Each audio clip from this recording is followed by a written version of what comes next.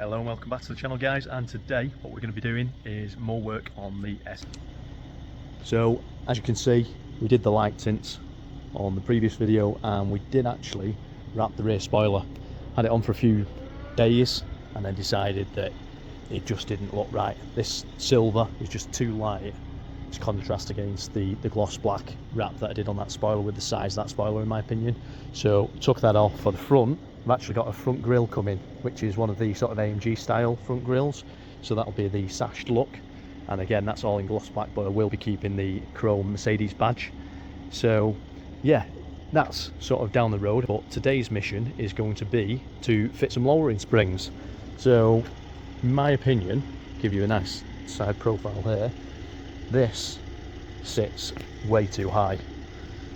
It'll show you in close, and I mean, you can get easy 3 things in there. So what we're looking at doing today will be fitting some of the 30mm lowering springs, which hopefully will close that gap up and then get the car sitting as it should be, as a sports car. So to do this job, first things first, it's been really nice today, but I need to get the roof up. So in terms of accessing the suspension bolts and things like that, what I'm going to have to do is essentially take off the standard suspension, so that will come completely off on each corner, and that'll be a case of actually removing the spring itself from the unit, if you like. So the roof's up now. I'm going to open the unit up. Once I've got in the unit, I'll grab the tools out and we'll start jacking it up and taking the wheels off. Okay, so loosen up the wheels. Obviously remember to look for your locking wheel nuts. You will definitely need that, and a 17mm. Just loosen them each corner and then we'll get it jacked up, get these wheels off, and then we'll look at how we actually pull the suspension out itself.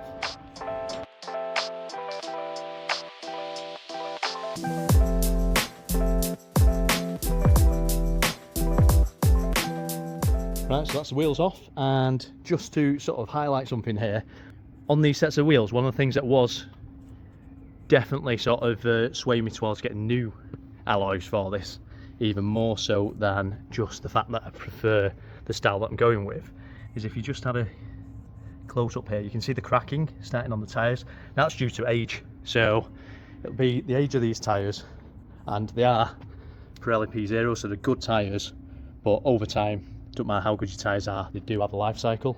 So you do need to bear that in mind, especially if you're buying second-hand wheels. How long have the tyres been on those wheels? Is it 5 years? Is it 10 years?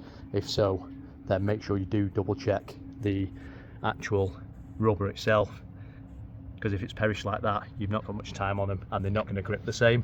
So even though you might have the tread, the actual tyres are no good. So as I say, another reason for me swapping the wheels, doing a bit of a wheel swap with a tyre package.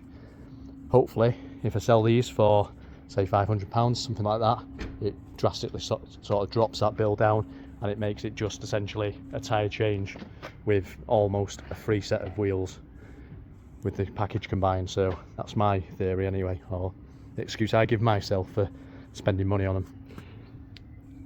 So in terms of the suspension then, so they're the springs that we want to get out, and what we'll have to just have a look at is what we need to do to release that. So there'll be this bolt here, obviously there'll be the 4 bolts up at the top under the bonnet, but we may also have to take off the sway bar and control arm, things like that, just to give us enough to be able to release that.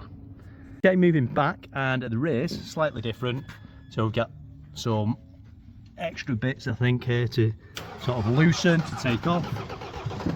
So we have a few bolts on this side, I don't know if you can quite see there,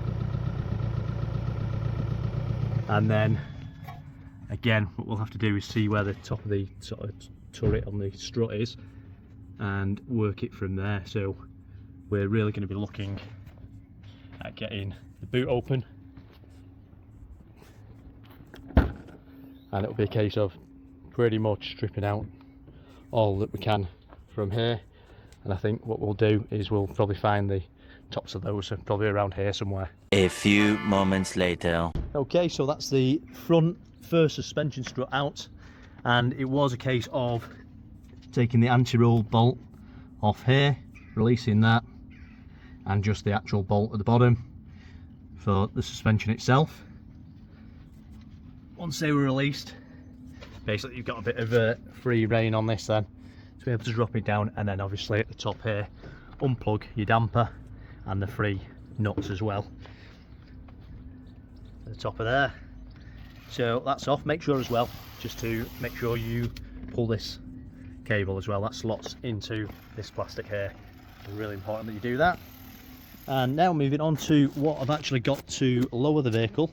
So it's H&R springs that I've got for this, 100% made in Germany, and they appear to be handed, and I'm hoping as well it'll be fairly obvious as to which is front, which is back, but let's get a bit of rubber to put them on and we'll have a look. So it's not left and right, it's front and rear, so that makes life a lot easier. So there we go. But good bit of kit this. I got this directly from Germany through eBay, to be fair, but it was cheaper for me to buy direct from Germany and pay the duty on it than it was to buy from England. So again, something to just to bear in mind. These, I think I got them in the end for around sort of £230, which I think to lower the SL, I think that's a real good price, to be honest. It's when you think of suspension, I'm used to it with the likes of the RX-7, having to buy coilovers, things like that. With these having the damper variation on there, the change from sport to comfort, really wanted to keep that. Okay, so struts off and spring compressions fitted to that. So now we'll look at releasing the nut at the top, which will take the top mount off. We can then fit the lowering spring. So on this, you've got the F for front, as we've seen before for the rear, and obviously make sure it's in the right orientation as well.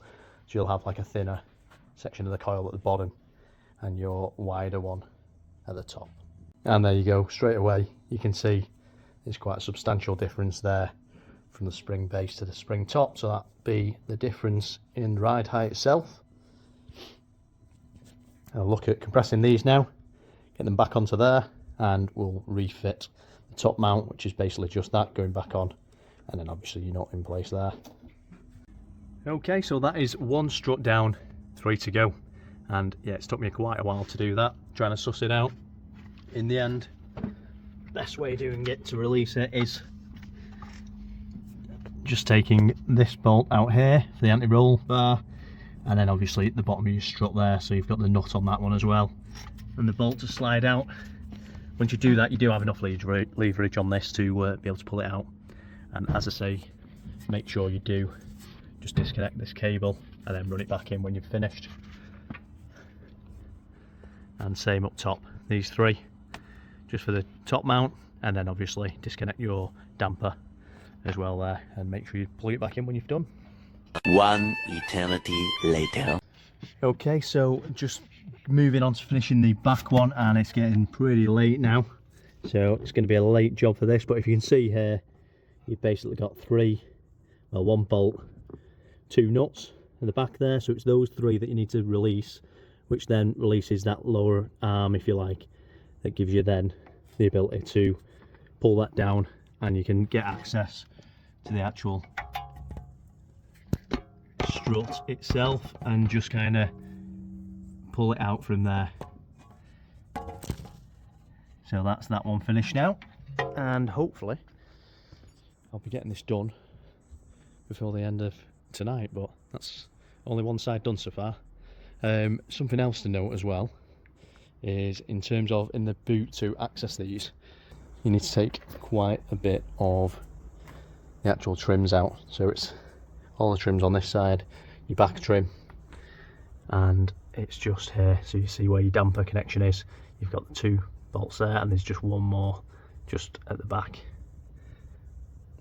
just there, and obviously same on the other side. So I'm gonna drop the car down now and look at starting on the other side. I'll probably start on the back I actually thought the back was going to be the easier of the two, but I would say the back was actually harder on this occasion. So we'll start with the back and then we'll move to the front, and hopefully I'll get a finished car that I can actually drive home tonight, because it's now getting to about 10:30, and yeah, let's just see what time this finishes up at. Okay, well, we're now actually at about 11:30, so only another hour, and I've got the second rear off, so we're on our third now. One thing I've noticed, just in case anyone wanted to know this for whatever reason, is your rear standard coils have 2 blue markers and your fronts appear to have 2 whites.